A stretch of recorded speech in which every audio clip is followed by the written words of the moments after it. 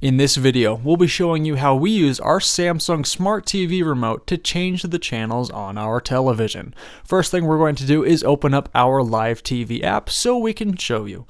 So with the Live TV now going, first and most basic way to change the channel is by using the channel toggle in the middle of the control on the right hand side. If we push it down, it will go down a channel. Similarly, we push it up, it will go up one channel.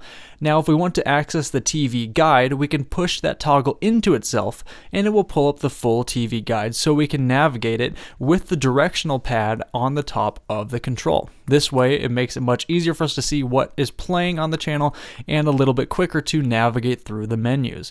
Upon finding one we would like, we'll push that center button to put it back on the television. Now, if there is a specific channel that we want to look up, we're going to push the settings wheel on the top left-hand button on the remote.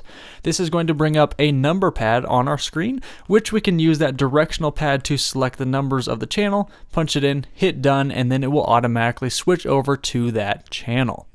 And that is how we use our Samsung Smart TV remote to change the channel. If you found this video helpful, it'd mean a lot if you could hit that like and subscribe. Thanks for watching.